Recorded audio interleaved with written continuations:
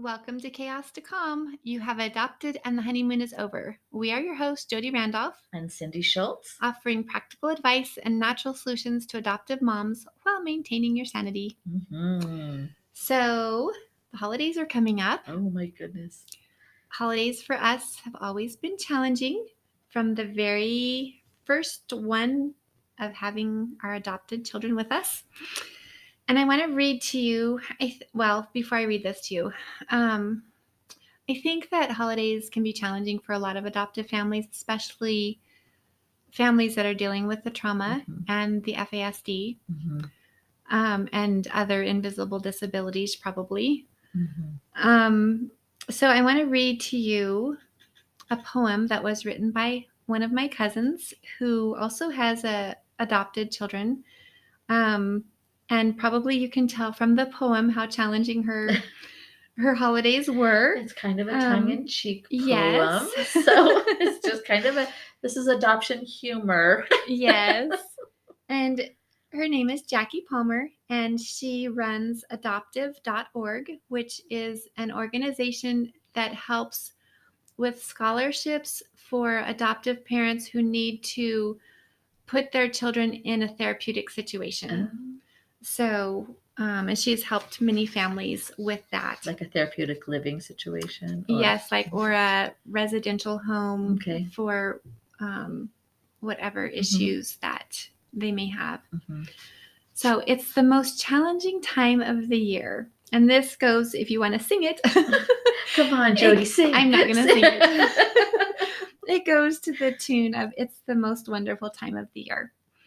It's the most challenging time of the year, with the children all yelling and everyone melting due to their fear. It's the most challenging time of the year.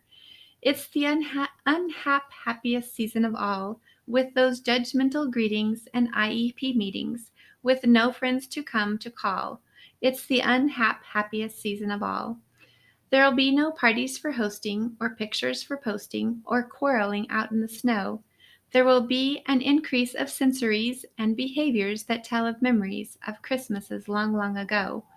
It's the most challenging time of the year. We'll be carefully tiptoeing so our hearts won't be showing. Their thoughts are all filled with fear. It's the most challenging time of the year. When I first read that poem, it's been several years now, and of course we were probably in the middle of crisis. It just hit home because every holiday, every birthday, which is supposed to be happy occasions, we were having meltdowns, or we were having argument, or we were having behavioral challenges. And I think reading that helped me realize that I was not the only adoptive mom facing this problem. And it wasn't with all of my adoptive kids, it was just with one in particular.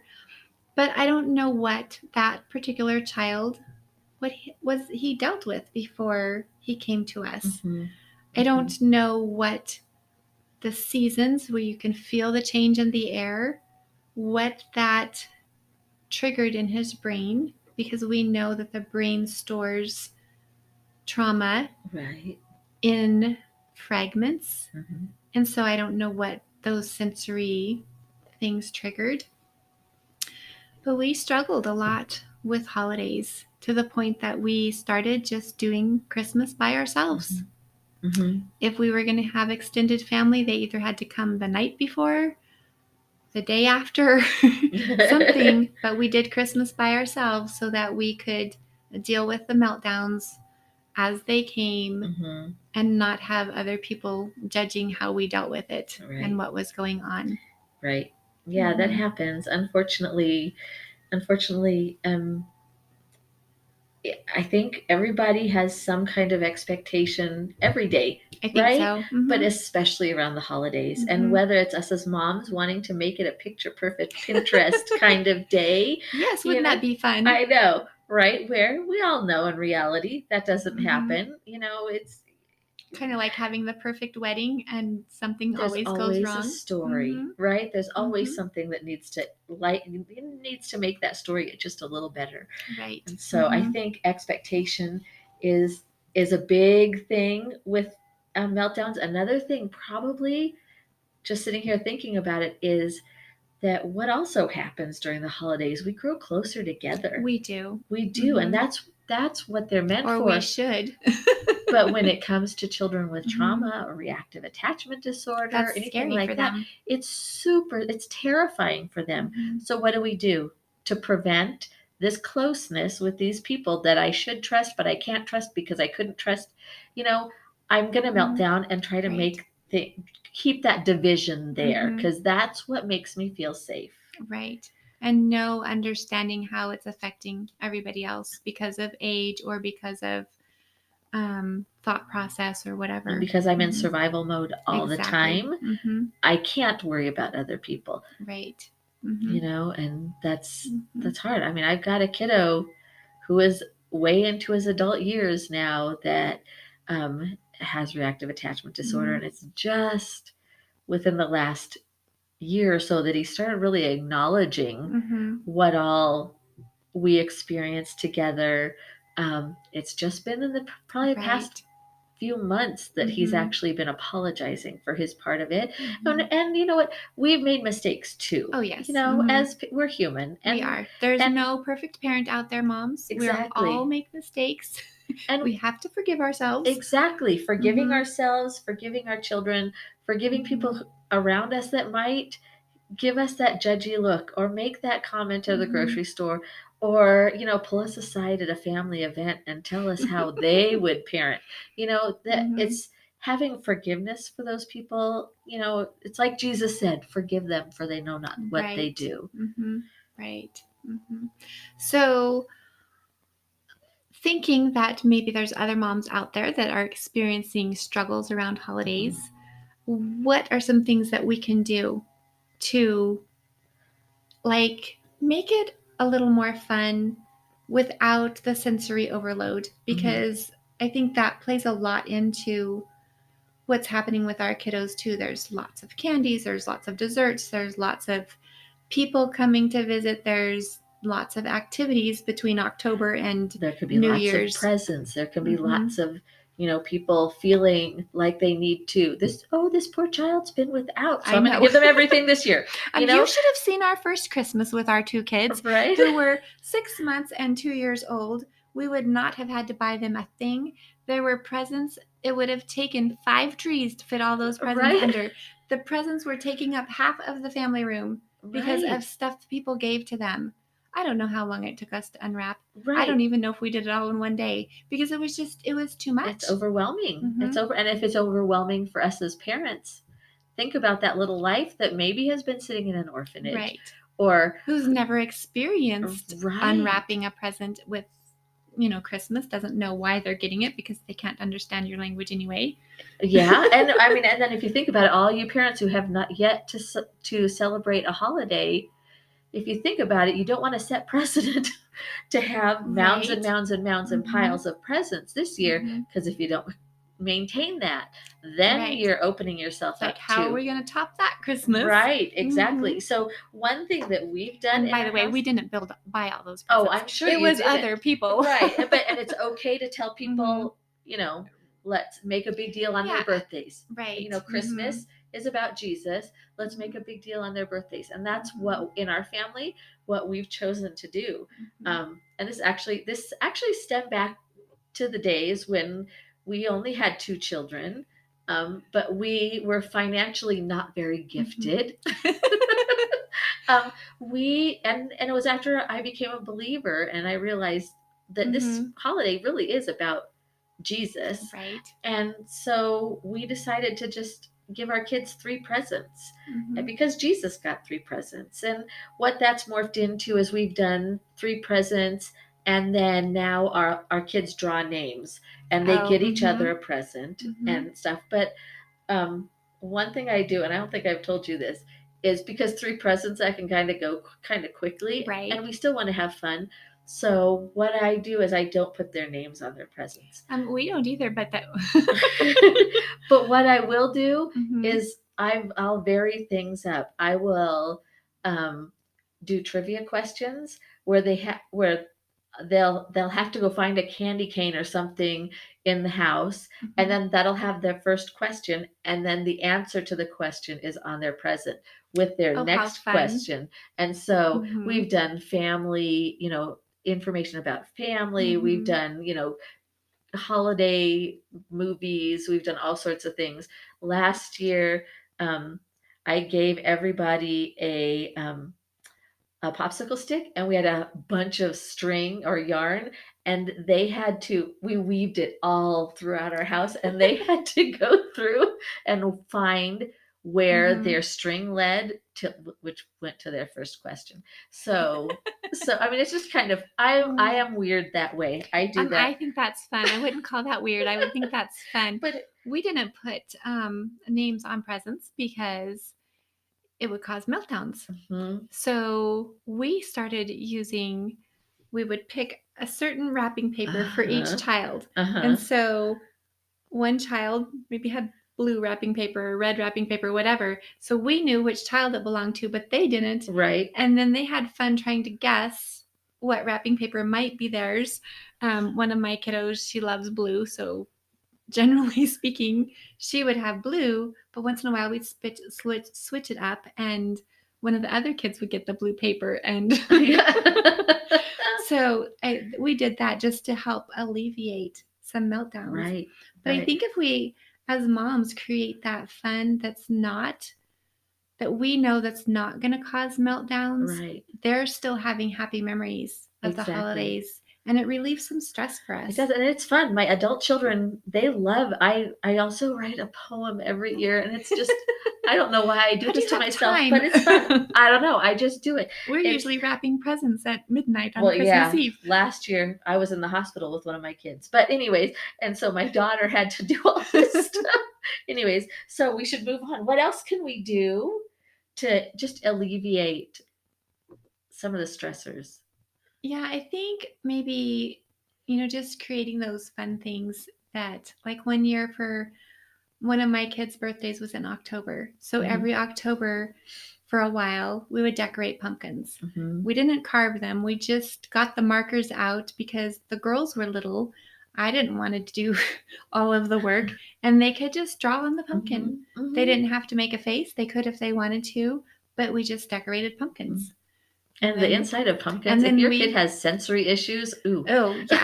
No. We tried taking the insides out. It was Uh-huh. usually me that had to do it, but a couple of times as they got older, I made them do it because of those sensory Yeah, issues, so that they could get used to that texture right, and right. sorting out the pumpkin seeds and then roasting them and whatever.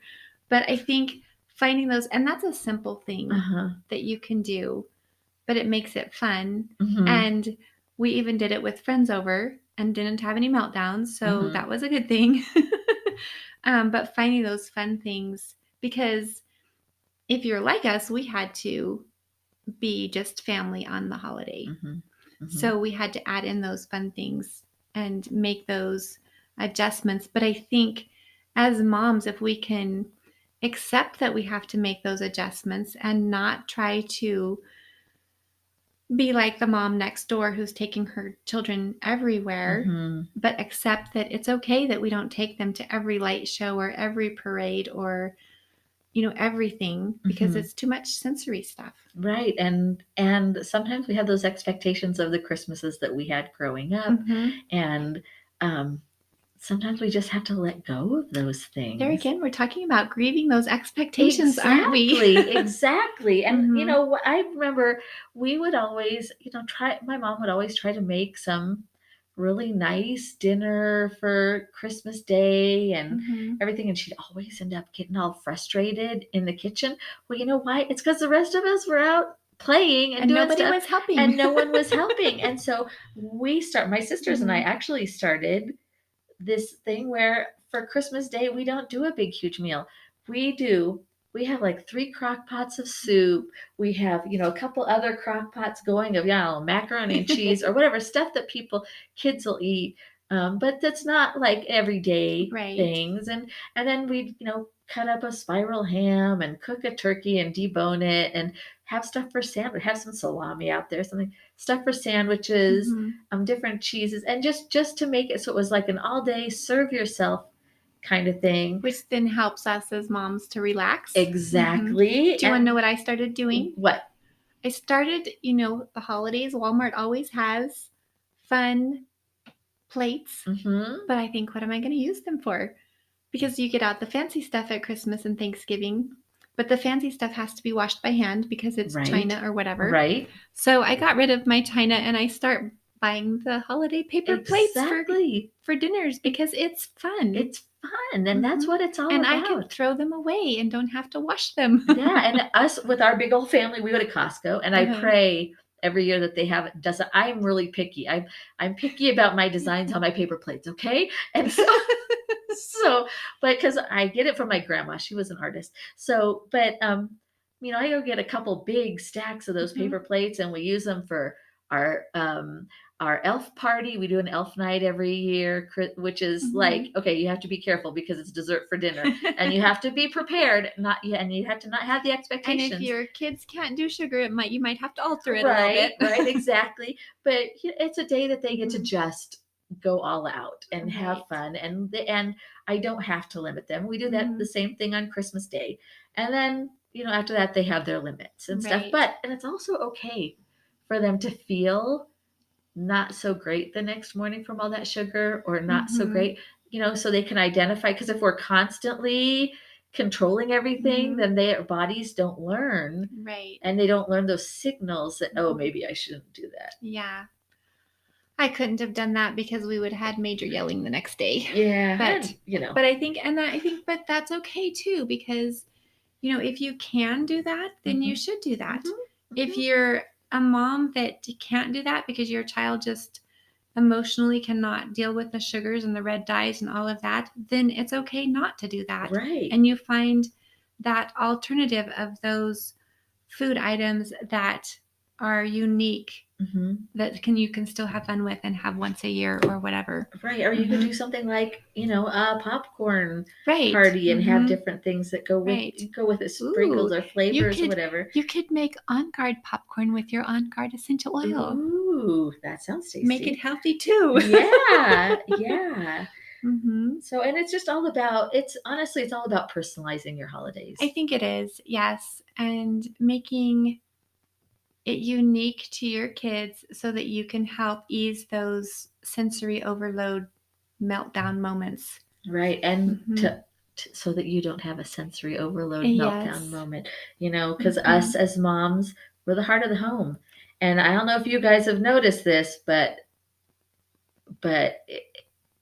there's not very many people that can shield the family from mom's emotion. If mom is cranky, everybody's cranky. Dad can come home and be cranky, and mom's there to shield it, right? But if mom's cranky, everybody feels it. Yeah. Nobody so shields. We need to take care of ourselves.